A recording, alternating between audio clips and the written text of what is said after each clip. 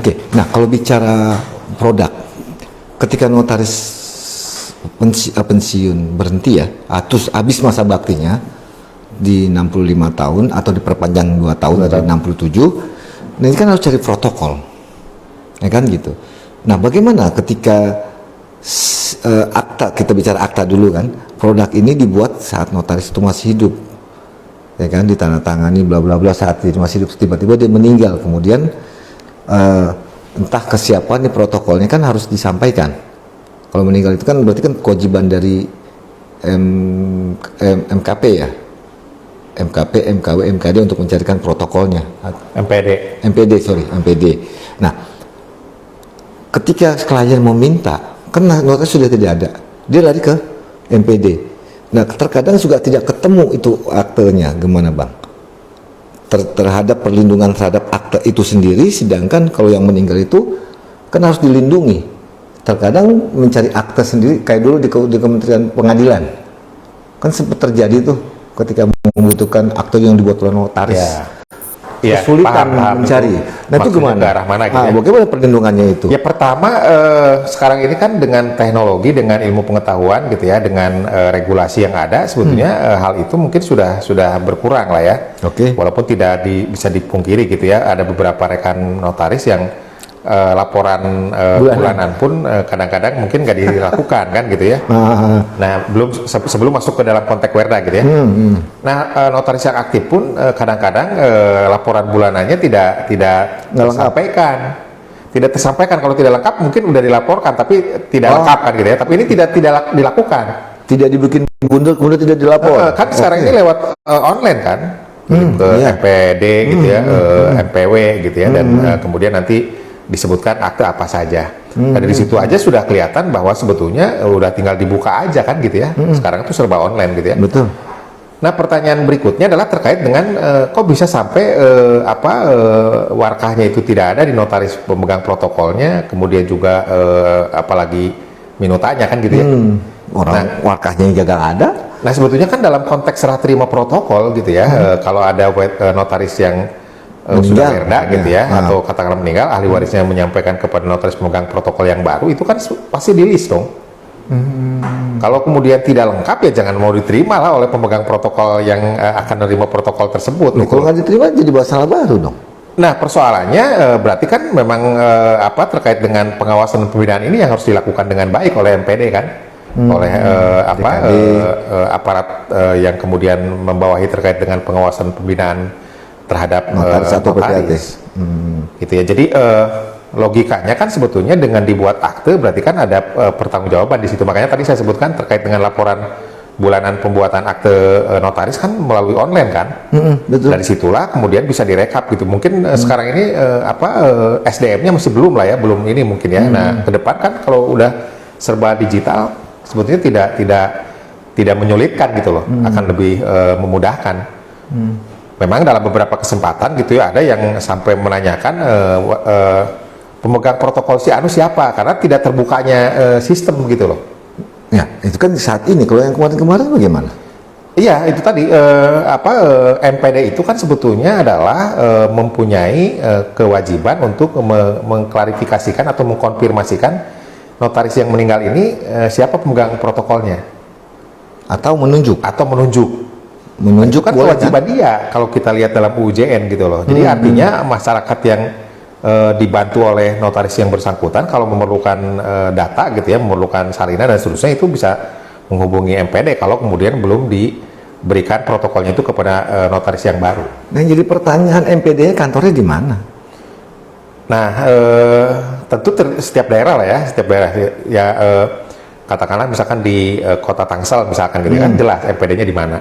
Kan setiap ini sekarang sudah ada webnya kan di PP pengurus pusat juga mestinya pasti ada kan yang di Kabupaten Bogor misalkan ada di mana atau yang provinsi dulu deh provinsi Jawa Barat di mana, provinsi Banten di mana, itu kan sudah bisa sebetulnya dengan informasi yang dari PP aja udah ketahuan gitu ya, bisa mengakses kemanapun sebetulnya gitu ya. Itu untuk notaris yang meninggal dunia. Bagaimana dengan yang Werda? Kalau yang Werda ini kan kadang-kadang notaris pengganti atau menurut protokol ya, penerima protokol itu kan kadang-kadang suka jengah ketika mendapatkan protokol notarisnya aktif, ya aktenya banyak.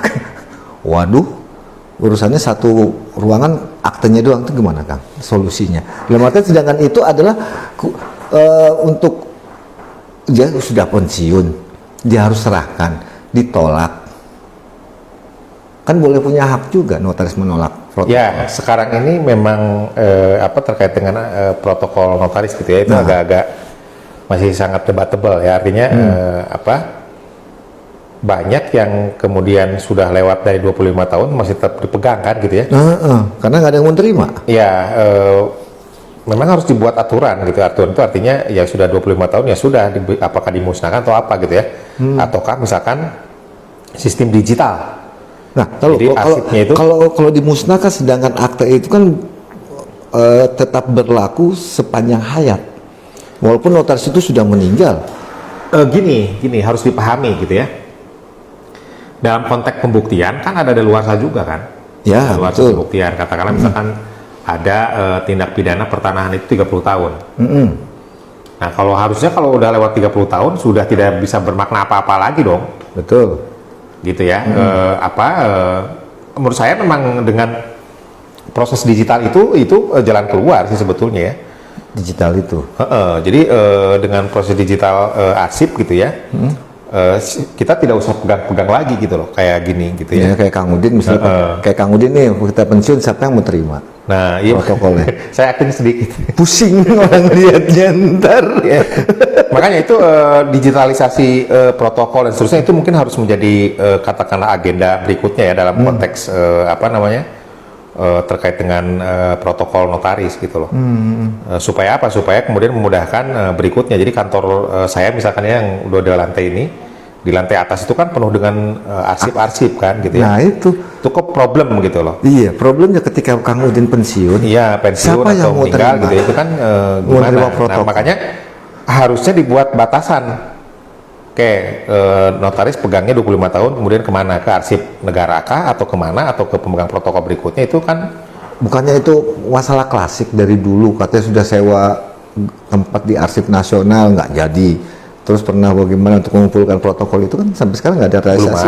Belum ada. Jadi memang agak-agak dilematis ya, karena setiap notaris itu kan tidak sama kan. Betul. Artinya jumlahnya gitu loh. Betul. Saya yang aktenya mungkin hanya doremi itu mungkin lain dengan yang lain. Doreminya 03 di belakang. Iyalah. Yang lain gitu ya, itu ya.